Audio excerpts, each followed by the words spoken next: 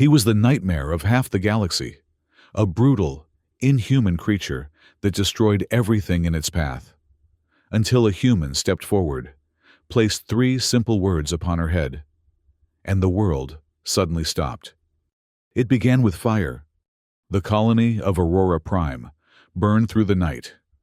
The red glow of destruction, visible even from the Zenith 4 orbital observation station. Dr. Elias Thorne watched the devastation through the reinforced viewport, his fingers gripping the railing so tightly his knuckles had turned white. 3 million souls, extinguished in mere hours. The reports had been trickling in for days now. 3 border colonies obliterated, countless lives lost, and all because of a single entity. The Red Monster, they called it, Amberclaw. Dr. Thorne, a voice called from behind him. Elias turned to see Commander Leon, her uniform crisp despite the chaos around them. The Federation Council is requesting your presence at an emergency briefing. They're assembling a special task force. And they want a xenolinguist, Elias asked, his voice barely audible over the hum of the station. They want the best xenolinguist, Leon corrected. The one who deciphered the Othoran beetle language. The one who believes all species can communicate, regardless of differences. She paused. They're desperate, Elias. 3 colonies in less than a week. Elias turned back to the viewport. The red glow from Aurora Prime was fading now. Not because the destruction had stopped, but because there was nothing left to burn. When do we leave? He asked. Immediately. The journey to the edge of the devastation took 3 days, aboard the Federation battlecruiser Concordia. 3 days of briefings and theories and strategies, all centered around a creature that seemed more myth than reality. Elias pored over the scant data available, fragments of surveillance footage, thermal readings that defied classification, and scattered eyewitness accounts from the few survivors. It moves like a storm, one report read, like a blood-red hurricane. Its teeth, another survivor testified, they glow, like they're cursed. The most comprehensive description came from a military scout who had observed the creature from afar. Resembles a massive wildcat, crossed with an armored knight. Body covered in crimson scales. Speed unlike anything I've ever seen. Eyes that show no mercy. This was what Elias could work with. Not much, but it was something. On the 4th day, they entered the Red Zone, the expanding territory where Amberclaw had been sighted. The Concordia set down at the perimeter, and the expedition team disembarked. 20 elite soldiers, 5 scientists including Elias, and Deputy Commander Renard, a man with a square jaw and a trigger finger that seemed perpetually itchy. Remember, Renard addressed the team as they gathered at the base of the Concordia's ramp. Our mission is clear: locate, contain, and if necessary, eliminate the threat. We are the Federation's best hope for stopping this massacre. Deputy Commander, Elias interjected. With respect, we should consider all options. If this entity possesses intelligence. Intelligence? Renard scoffed. It slaughtered 3 million people on Aurora Prime. It's a beast, Dr. Thorne, nothing more. And we're here to put it down. Elias fell silent, but his mind raced.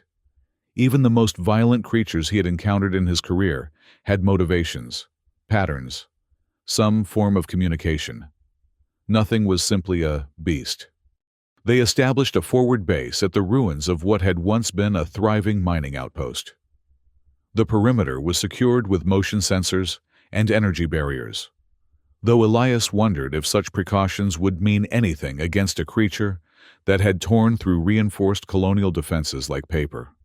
Night fell, bringing with it an eerie silence. The red dust of the planet settled around them, coating everything in a fine crimson powder that reminded Elias too much of dried blood. He stood atop an observation tower, scanning the darkened landscape with high-powered binoculars. The twin moons of the planet cast long shadows across the barren terrain. The attack came without warning. One moment, the night was still.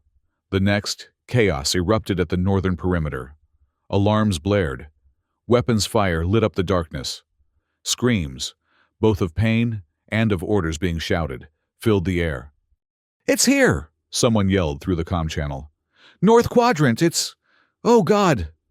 The transmission cut off with a wet, gurgling sound that made Elias's stomach turn. From his vantage point, Elias could see it. A blur of motion, a streak of crimson against the night. It moved with impossible speed, leaping between defensive positions, leaving only destruction in its wake. The soldiers fired frantically, their shots finding nothing but empty air. And then, for just a moment, it paused. Amberclaw stood atop a fallen defense turret, its massive form silhouetted against the moonlight. Elias raised his binoculars, his breath catching in his throat. It was magnificent in its horror, nearly 3 meters tall when standing upright, its body a perfect fusion of feline grace and armored brutality.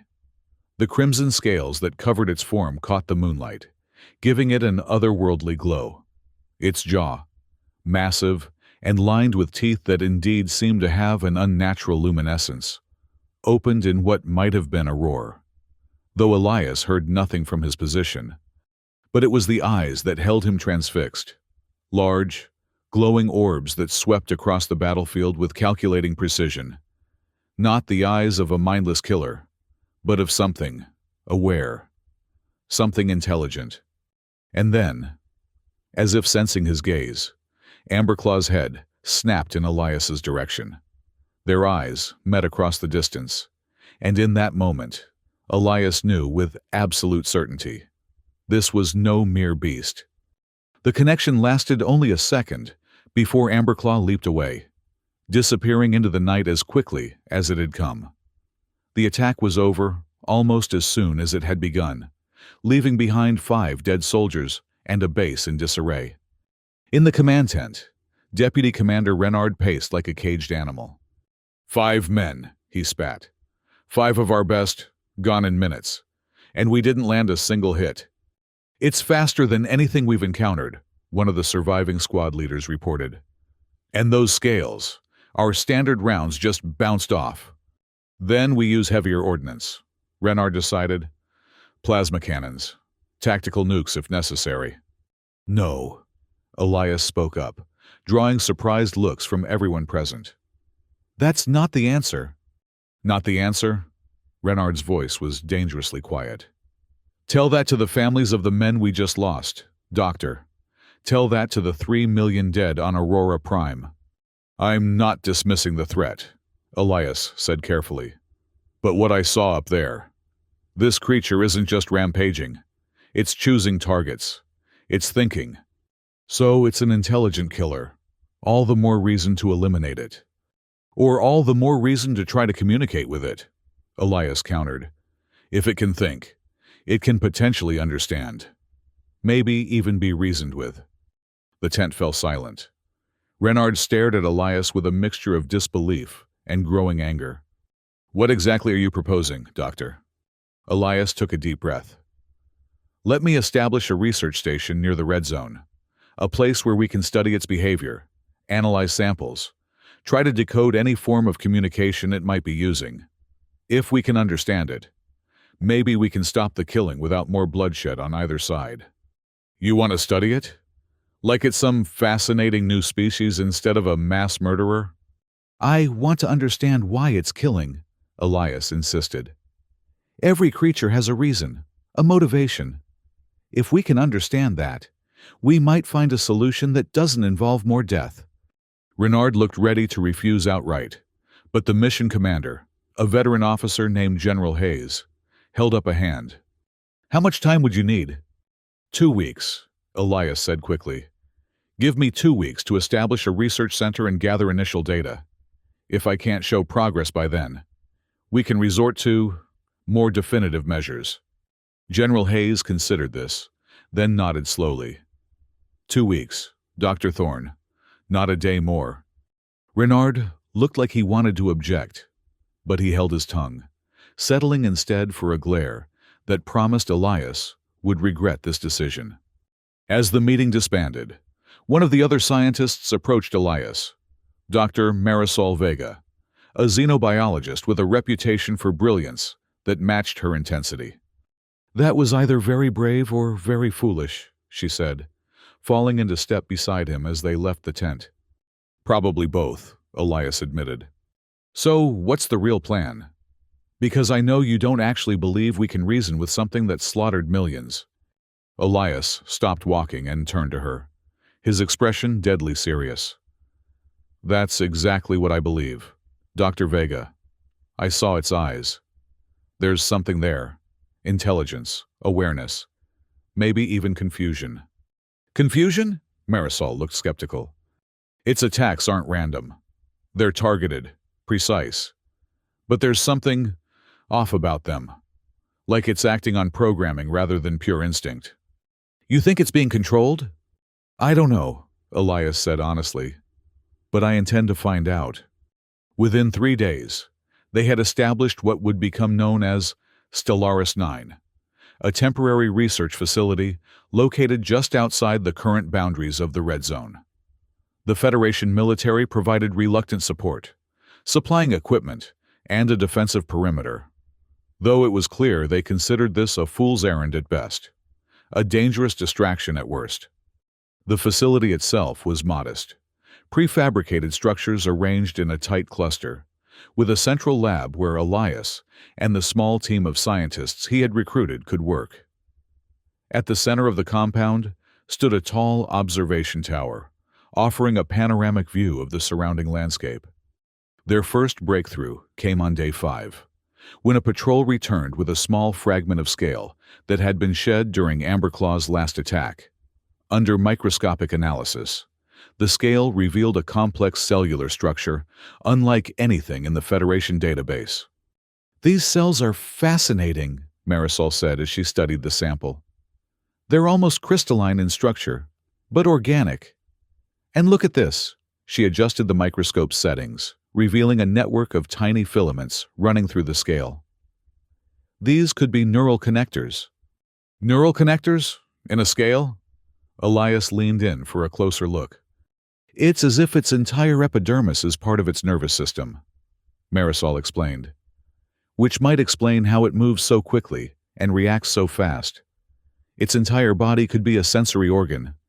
This discovery led to another, the realization that if Amberclaw's scales were indeed part of a nervous system, they might also be part of a communication system.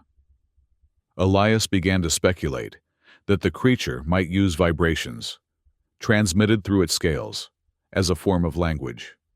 Their next piece of evidence came 2 days later, when they managed to record one of Amberclaw's attacks using specialized audio equipment. While most of the recording captured only chaos and destruction, there was a repeating pattern of ultra-low frequency vibrations that Elias found intriguing. "It's too regular to be random," he told his team as they analyzed the waveform.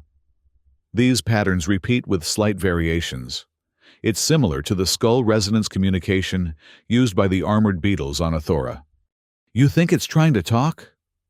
Lieutenant Saul Green, their military liaison, looked dubious.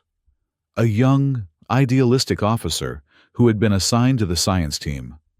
Green was one of the few military personnel who seemed genuinely interested in their research. "Not necessarily talk as we understand it," Elias clarified, "but communicate in some way, yes. The question is, communicate what, and to whom?" The answer to that question came in a manner none of them expected. On day 9, Elias joined a small reconnaissance team venturing closer to the heart of the Red Zone to collect environmental samples. They had just finished securing specimens from what appeared to be the site of a recent Amberclaw sighting when the warning came through their comms. "Movement detected. Southeast quadrant. All personnel. Return to vehicles immediately." The team scrambled, grabbing equipment and rushing toward their transport. Elias was securing the last sample container when he heard it, a low, thrumming vibration that seemed to resonate in his chest rather than his ears. He turned slowly, a cold dread settling in his stomach.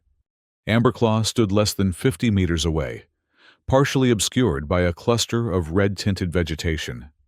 Its massive form was still tense, like a predator preparing to pounce. The crimson scales caught the sunlight, sending fractured light dancing across the barren ground. "Dr. Thorne!" someone hissed from the transport. "Run!" But Elias couldn't move.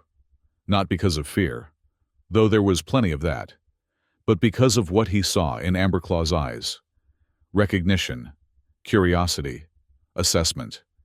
The creature took a step forward, its movement fluid despite its size. Then another. Elias remained frozen, his mind racing through possibilities. Options, likely outcomes. None of them good. Then, from somewhere in the vegetation behind Amberclaw, came a high-pitched, piercing sound, like metal grinding against metal. The creature's head whipped around, its attention diverted.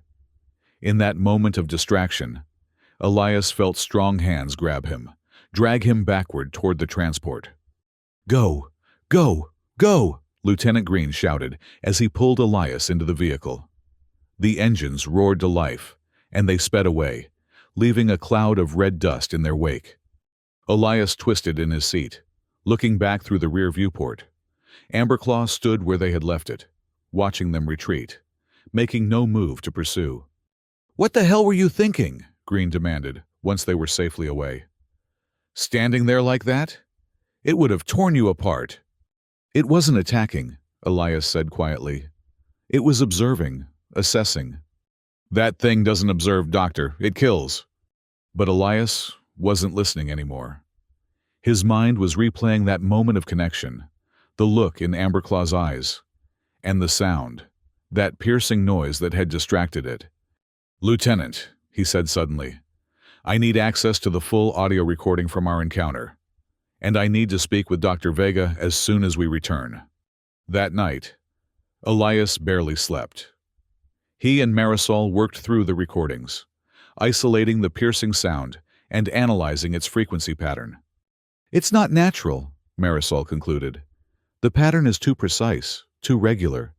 It has to be artificial." "But who would be transmitting it?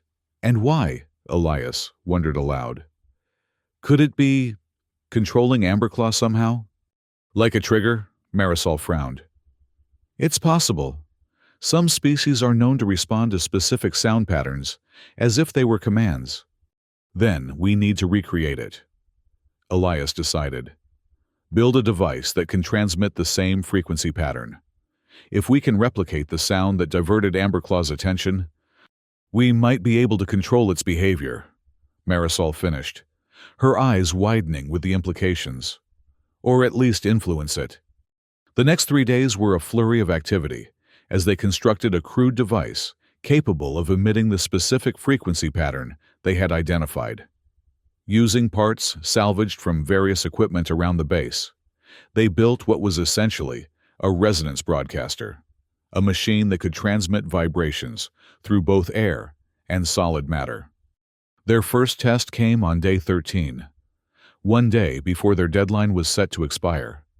A patrol had reported Amberclaw sightings near the eastern perimeter of their observation zone. With Deputy Commander Renard's reluctant permission, Elias and a small team set up the resonance broadcaster on a rocky outcropping overlooking a shallow valley. "Remember," Elias instructed the team, "we're just observing today.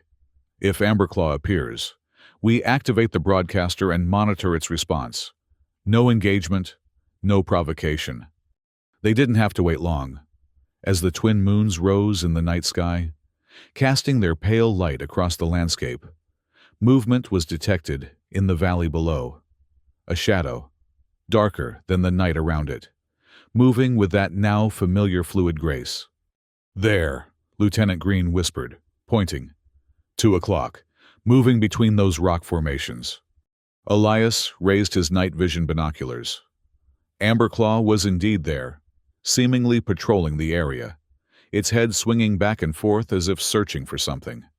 "Activate the broadcaster," Elias ordered quietly. "Lowest setting." One of the technicians nodded, adjusting the controls on the device. A moment later, a low hum filled the air, Not the high-pitched sound they had heard in the field, but a gentler version, a simpler pattern that they hoped might attract rather than divert attention. For several tense minutes, nothing happened. Amberclaw continued its patrol, apparently unaffected by the broadcast. Elias was about to suggest increasing the power when the creature suddenly stopped. Its head lifted, turned in their direction. "It heard us," Marisol breathed. Amberclaw remained still for a long moment. Then, to everyone's astonishment, it began moving toward their position, not charging, not attacking, simply approaching with deliberate steps. "Should we cut the broadcast?" Green asked, his hand hovering near his sidearm. "No," Elias said firmly. "This is exactly what we wanted. It's responding." Amberclaw continued its approach until it stood at the base of the outcropping, perhaps 30 meters below their position. There it stopped, its luminous eyes scanning upward, searching. Elias made a decision then, one that would later be described as either the bravest or most foolish act in Federation history. He stood up from their concealed position, making himself visible to the creature below. "Doctor!" Green hissed, reaching for him, but Elias stepped away. "Maintain the broadcast," he instructed quietly.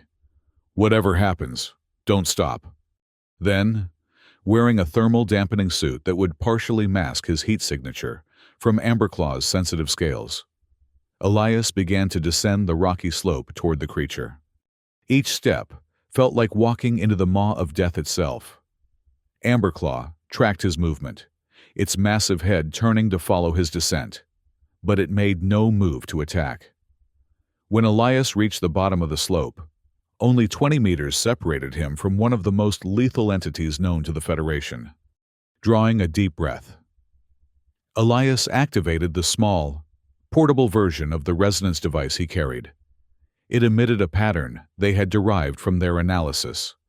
3 short pulses that, in the skull resonance language of the Athoran beetles, roughly translated to friend or non-threat. "Ambez," Elias vocalized, the sound strange in his throat as he tried to mimic the vibration pattern with his voice. Amberclaw's reaction was immediate and startling. It made a sound, not a roar or growl, but a series of rumbling vibrations that Elias felt in his chest more than heard with his ears. The creature's head tilted slightly, a gesture so surprisingly familiar. For several breathless moments, they simply regarded each other. Elias, scarcely daring to believe what was happening.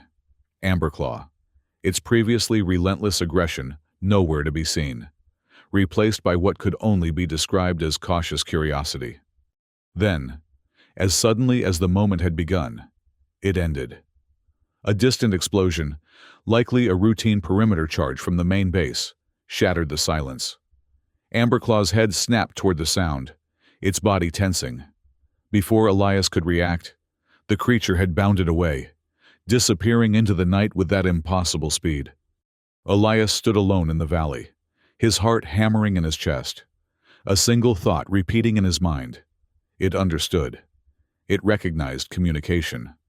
The success of their first contact, limited though it was, ignited a firestorm of controversy at Stellaris 9. Elias's team was elated, seeing it as confirmation of their theories. But Deputy Commander Renard and the military contingent viewed it as a dangerous gamble that had nearly cost them a valuable scientist. "You could have been killed," Renard raged during the debriefing. "And for what? A few moments of playing doctor with the enemy?" "It wasn't playing, Commander," Elias countered. "Amberclaw responded to our signal. It recognized it as communication. That's unprecedented." "What it recognized was an easy target," Renard scoffed. "Next time it won't hesitate." "There was no hesitation this time," Elias insisted. "It could have attacked at any moment, but it didn't. It was curious. It was listening." The argument might have continued indefinitely, if not for the interruption of a priority communication from Federation Command. General Hayes's grim face appeared on the main screen of the command center. The situation has escalated, he announced without preamble. Amberclaw has attacked Outpost Theta 7. 4 soldiers dead, 3 civilians injured. The Federation Council is demanding immediate action. Elias felt his stomach drop. Sir, we're making progress. If we just had more time. Time is a luxury we no longer have. Dr. Thorne. Hayes cut him off. The Council has authorized the use of tactical nuclear weapons to eliminate the threat. Nuclear? Elias was aghast. General, that's excessive force. We don't even understand what we're dealing with yet. Understanding isn't the priority anymore. Elimination is. Hayes's expression softened slightly. I'm sorry. Elias, the decision has been made. Deputy Commander Renard will oversee the operation. As the transmission ended, Renard turned to Elias with something close to sympathy in his eyes. Sometimes the only way to deal with a rabid animal is to put it down. Doctor, you'll see that I'm right. But Elias wasn't listening. His mind was racing, calculating options, possibilities. There had to be another way. Later that night, as the base prepared for the nuclear strike scheduled for the following evening, Elias met secretly with Marisol and Lieutenant Green in the research lab. We can't let this happen, he told them without preamble. Not when we're so close to a breakthrough. What choice do we have? Green asked. Orders are orders. And after the attack on Theta 7. The attack is precisely why we need to continue, Elias argued. Something triggered Amberclaw's aggression after our peaceful contact. The same pattern we've seen repeatedly. Periods of calculated movement, followed by explosive violence. As if it's switching between states of awareness, Marisol mused. Like a dual personality. Or like something is periodically taking control, Elias suggested. What if Amberclaw isn't acting of its own volition? What if it's being puppeteered? The idea hung in the air between them, radical yet somehow fitting all the observations they had made. Even if that's true, Green said slowly, how does it help us now? The strike is happening tomorrow night. Elias took a deep breath. We make one last attempt at contact, but this time we go further. We try to establish a genuine connection, a name. A name, Marisol looked confused. In nearly every sentient species we've encountered, the concept of naming, of personal identity, is fundamental. Elias explained.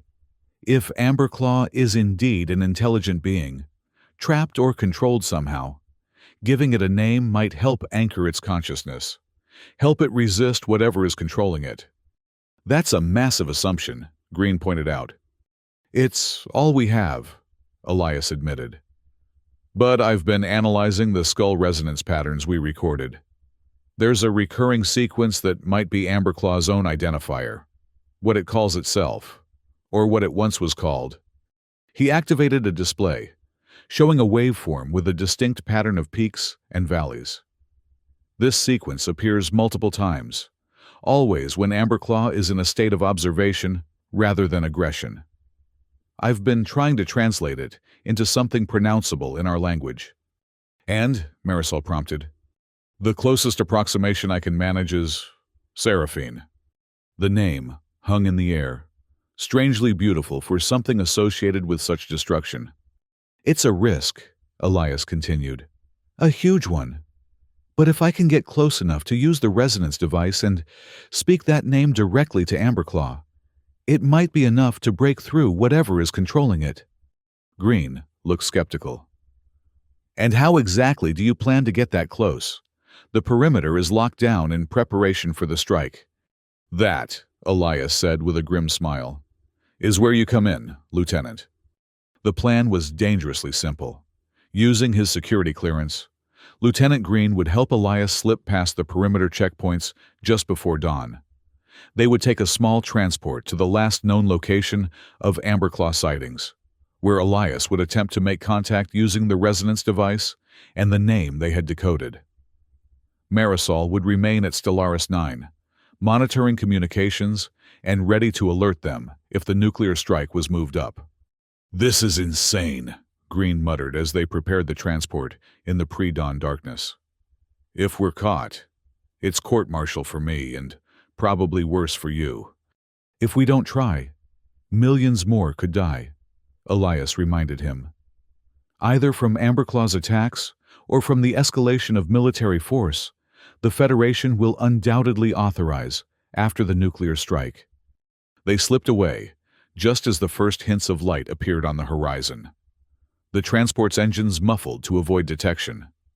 The journey to the target zone took less than an hour, during which Elias reviewed all the data they had collected, rehearsing the resonance patterns he would need to produce. When they arrived at the coordinates, a shallow basin surrounded by rock formations that Amberclaw had been seen frequenting, the sun was just beginning to crest the distant mountains, casting long shadows across the crimson landscape. "I'll wait here with the transport," Green said as they came to a stop. "The resonance broadcaster is set up in the back. Range is limited, so you'll need to get within about 50 meters for it to be effective." Elias nodded, checking the portable device he would carry. "If I'm not back in 2 hours, or if you receive word that the strike has been moved up—" "I know," Green cut him off. "I leave you, for what it's worth, Doctor. I hope you're right about all this." "So do I, Lieutenant, so do I." The basin was eerily quiet as Elias made his way down into it. The red dust kicked up with each step, settling on his thermal dampening suit, making him look like a ghost covered in blood. He positioned himself near the center of the basin, where the resonance would carry best, and activated the portable device. The low, thrumming vibration began to emanate from the machine, a pattern they had carefully designed to mimic peaceful communication. Now, it was a matter of waiting, hoping that Amberclaw would be drawn to the signal as it had been before. An hour passed, then another. The sun climbed higher, the heat building despite the thermal regulation of his suit. Elias was beginning to think their gamble had failed when he heard it. A subtle shift in the air, a presence that hadn't been there a moment ago. He turned slowly, and there it was. Amberclaw, standing at the edge of the basin, watching him with those luminous eyes. But something was different this time. The creature's posture was rigid, tense, its scales seeming to pulse with an internal light that hadn't been present during their previous encounter. It took a step forward, and Elias noticed another difference. Its movement was jerky, almost mechanical, lacking the fluid grace he had observed before. Another step, and another, each one bringing it closer, each one looking more like a puppet being pulled by strings than a living creature moving of its own accord. Elias stood his ground, though every instinct screamed at him to run. He adjusted the resonance device, increasing the power, transmitting the pattern that had elicited a curious response before. "Ahambez," he vocalized again, trying to match the vibration with his voice. But this time, there was no curious tilt of the head, no rumbling response. Amberclaw continued its jerky advance, its jaw beginning to open, revealing those luminescent teeth. It was in that moment, as death approached with mechanical inevitability, that Elias heard the comm unit at his belt crackle to life. "Doctor!" Green's voice came through, tight with urgency. "The strike has been moved up. Renard discovered our absence. They're launching in 20 minutes. 20 minutes. Not enough time to return to the transport. Certainly not enough time to reach a safe distance from the blast zone. This was it, then, their last chance. Elias took a deep breath, focusing everything he had learned, everything he believed, into this final attempt. He deactivated the resonance device. It clearly wasn't working, and instead took a step forward himself, closing the distance between them. "I know you're in there," he said aloud, knowing the words themselves meant nothing, but hoping the intent behind them might somehow reach through. "I know something is controlling you, using you, but you can fight it. You have a name." Amberclaw was less than 10 meters away now, its massive form towering over him, jaw open wide enough to swallow him whole. In the distance, Elias could hear alarms blaring from the direction of Stellaris 9, the evacuation warning for the nuclear strike. With nothing left to lose, Elias stepped forward again, raised his hand, and spoke the name they had decoded from the recurring resonance pattern. "Seraphine!" The effect was instantaneous and astonishing. Amberclaw, no, Seraphine, froze mid-step, its entire body going rigid. The pulsing light in its scales flickered, then dimmed. The jaw, which had been open in preparation to strike, slowly closed. And the eyes, those luminous, terrifying eyes, changed. The predatory gleam receded, replaced by something Elias could only describe as awareness, recognition, shock. Slowly, with a grace that had been absent moments ago, Seraphine lowered itself to the ground, assuming a posture that was unmistakably submissive. Her head bowed, coming level with Elias's own.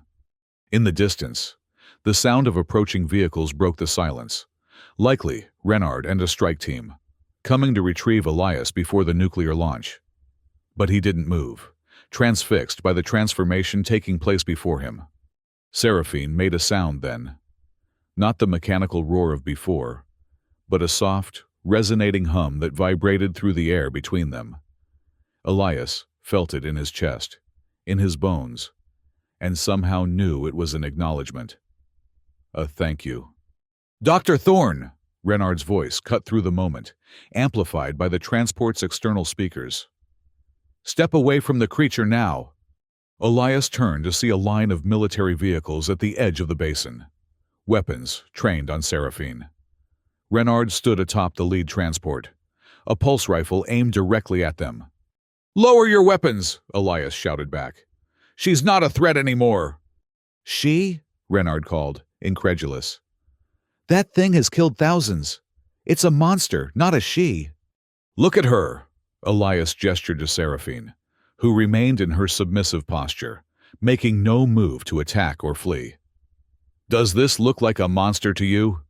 As if to emphasize his point, Seraphine slowly raised her head, her gaze moving from Elias to the line of soldiers. There was intelligence in those eyes now, unmistakable and profound. She made another sound, softer than before, almost mournful. Elias saw the change in Renard's posture, the slight lowering of his weapon as confusion overtook anger. The deputy commander was a soldier. Yes, but he wasn't blind to what was happening before him. "The strike," Elias called, urgency returning to his voice. "You have to call it off. Now." For a moment, Renard hesitated, torn between his orders and the evidence of his own eyes. Then, with a curt nod, he lowered his rifle completely and spoke into his comm unit. "Base Command, this is Deputy Commander Renard. Abort the strike. I repeat, abort the strike. We have a development." The next few hours were a blur of activity. The nuclear strike was canceled, but not without significant resistance from Federation Command. It took the combined testimony of Renard, Green, and ultimately General Hayes himself, who arrived via emergency transport, to convince the Federation Council that something extraordinary had occurred. Seraphine was transported back to Stellaris 9 under heavy guard, though the restraints seemed more a formality than a necessity. She moved with a calm docility that belied her previous ferocity, her eyes constantly tracking Elias as if afraid he might disappear. In the main laboratory, a hastily assembled team of scientists, including Marisol, began a battery of tests, taking samples, recording resonance patterns, monitoring brain activity through sensors attached to Seraphine's scales. Through it all, she remained cooperative, even curious, occasionally producing those soft, thrumming vibrations that Elias was becoming increasingly certain were her form of speech. "It's remarkable," Marisol said as they reviewed the preliminary data. "The neural patterns are completely different from what we observed before. It's like we're looking at two entirely different creatures. Not different creatures, Elias corrected. The same being in different states of consciousness. I think Seraphine was being controlled. Her true self, suppressed by something. Perhaps the same thing that was causing the pulsing in her scales during our confrontation. Some kind of external influence? General Hayes asked. He had remained at Stellaris 9, partly to oversee the situation and partly, Elias suspected, out of genuine fascination. More like an internal one, Marisol suggested, pointing to a microscopic image on one of the screens. We've isolated what appears to be a synthetic organism integrated with her neural pathways. A bioweapon, essentially. A virus designed to override her natural consciousness and turn her into a living weapon. Who would do such a thing? Hayes wondered. And why target our colonies specifically? Elias had been contemplating the same question. I don't think we were the target, he said slowly. I think Seraphine was simply pointed in our direction and set loose. The real question is, who pointed her? The answer began to emerge over the following days as they continued their research. Integrating the resonance device with translation algorithms, they developed a crude but functional method of communication with Seraphine. Through this, fragments of her history came to light. She had once been a guardian, a protector of a civilization called Hu Axis, an ancient empire that had once flourished in a distant part of the galaxy, bred and trained to defend their borders. Seraphine and others like her had served with distinction and honor. But Hu Axis had enemies, rivals who sought to exploit their resources and territory. When direct military confrontation failed, these enemies turned to biological warfare, specifically, a neural virus designed to turn Hu Axis's guardians against them. Seraphine had been captured during a border skirmish, infected with the virus, and then released back into Hu Axis territory. What followed was a slaughter. Guardian turned against master, protector against protected. The virus suppressed her consciousness, her memories, her very sense of self, turning her into exactly what Renard had called her, a beast. Nothing more. How she had eventually found her way to Federation space, thousands of light years from Hu Axis territory, remained unclear. Her memories of that time were fragmented, distorted by the virus's influence. But it seemed likely she had been deliberately sent, a living weapon deployed against the Federation for reasons they might never fully understand. And the name, Seraphine, broke through the virus's control? Lieutenant Green asked, as they discussed these findings. Not just the name, Elias explained. It was the recognition that came with it. When I called her Seraphine, I was acknowledging her as a being with identity, with selfhood. That recognition, combined with the specific resonance pattern of her name, was enough to temporarily disrupt the virus's hold on her consciousness. And now? Renard asked. The deputy commander had undergone something of a transformation himself in recent days. His initial hostility toward Seraphine giving way to a cautious respect. Now, the virus is dormant, Marisol answered. Not eliminated. We don't have the technology for that, but suppressed. As long as Seraphine maintains her sense of self, her connection to her true identity, she seems able to keep the virus at bay. A precarious solution, Hayes observed. But a solution nonetheless, Elias countered, and one that doesn't involve nuclear weapons.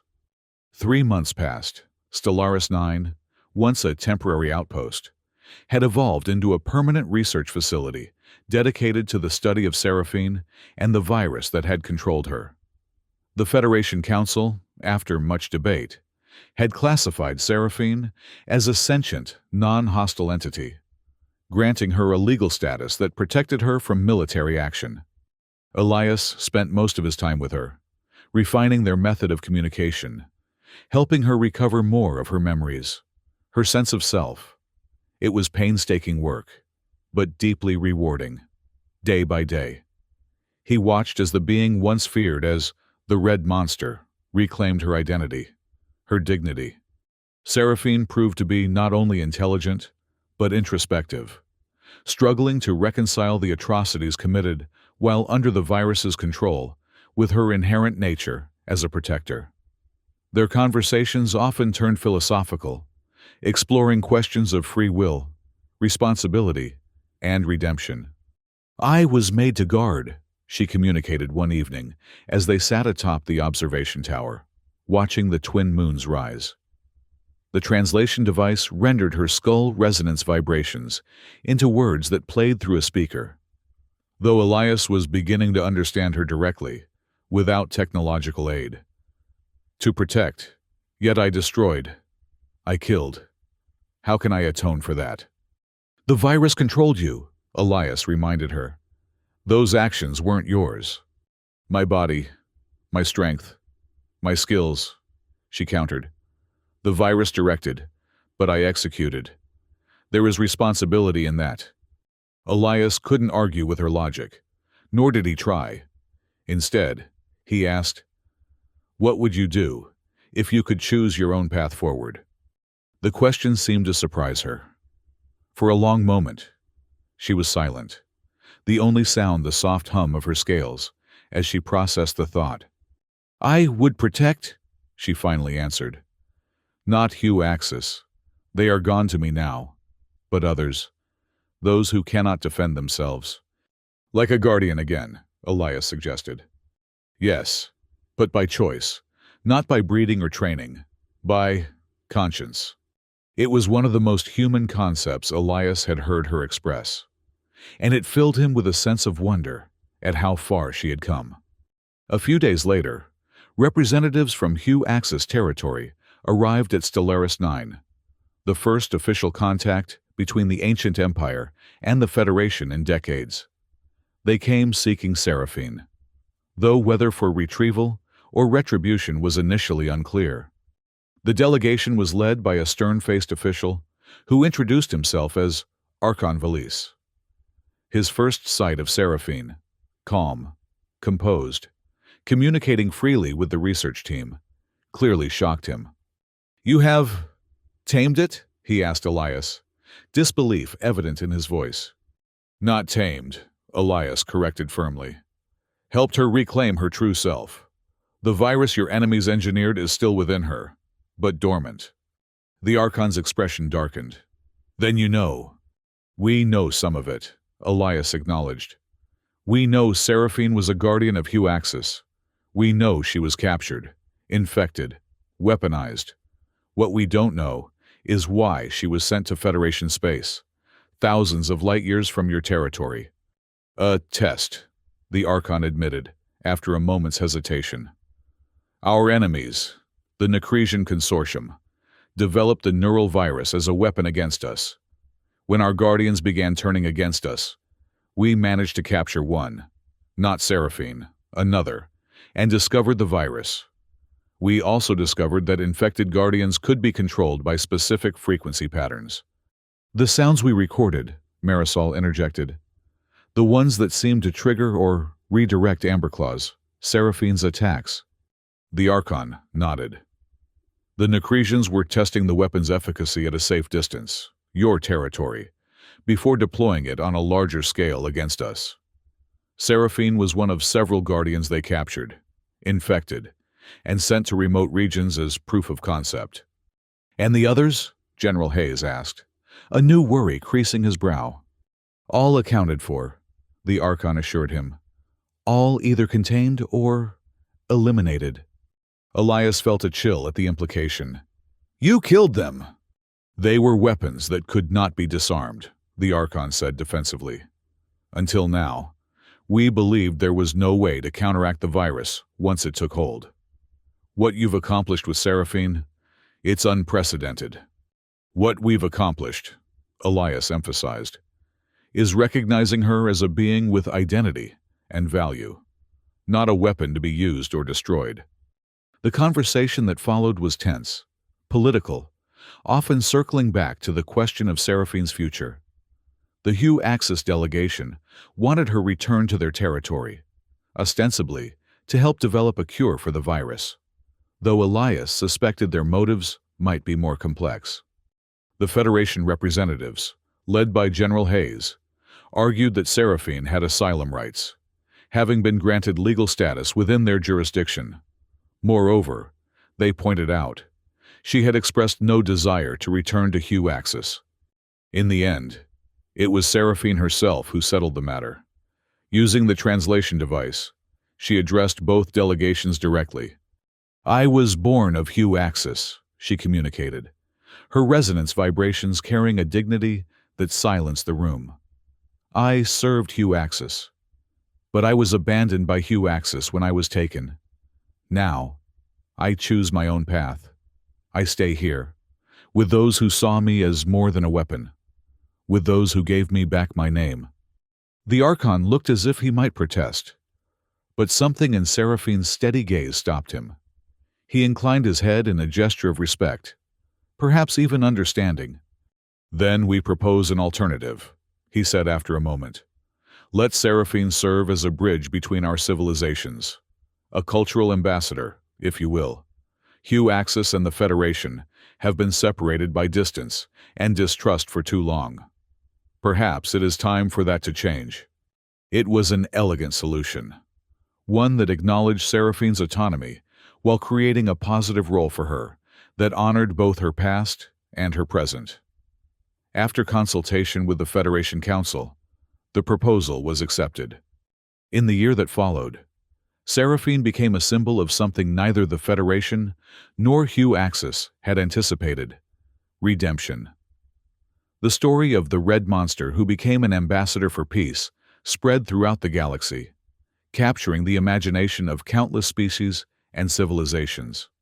Elias remained at her side through it all, continuing his research, refining their methods of communication, and watching with pride as Seraphine grew into her new role. Their relationship evolved as well, from researcher and subject to colleagues, to friends, to something perhaps deeper that neither had yet fully defined. Together, they traveled to dozens of worlds within both Federation and Hugh Axis space, sharing their story, promoting understanding between different species and cultures. At each stop, they were met with a mixture of fear, curiosity, and eventually, respect. The most poignant moment came during a visit to Aurora Prime, now being rebuilt after the devastation of Seraphine's attack. They had been invited by the colonial governor, a controversial decision that had sparked protests and debate. Standing before a wary crowd of survivors and new settlers, Seraphine delivered a message that would be remembered and quoted for generations. "I come to you as living proof that even the darkest nature can find light, that even the beast can reclaim its soul. I cannot undo the harm done by my body when my mind was not my own. But I can dedicate my life now to protecting what I once destroyed, to building what I once broke, and to remembering, always remembering, that it was not violence that saved me, but a simple act of recognition, a name, spoken in faith when there was no reason for faith." There were tears in the crowd that day, and not all of them were human. On the journey back to Stellaris 9, now expanded into a major research and diplomatic center, Elias and Seraphine stood on the observation deck of the starship Nova Aurora, watching as the red star of the Helion system appeared on the horizon, its light painting the cosmos in shades of crimson and gold. "You gave me a name," Seraphine said softly, her translated voice barely audible over the hum of the ship's engines. "Now, together, we give this world a new future." Elias smiled, placing a hand gently on her armored forearm, a gesture that would have been unthinkable months ago, now as natural as breathing. "Seraphine," he said, not as an identifier, but as an affirmation, a reminder of how far they had come and how far they might yet go. The name echoed between them, a bridge across differences, a testament to the power of recognition, of seeing beyond the beast to the being within. In that moment, as the red star rose before them, casting its light across the vastness of space, they stood not as human and alien, not as researcher and subject, but as two souls who had found in each other something unexpected and precious. Understanding. And in understanding, hope.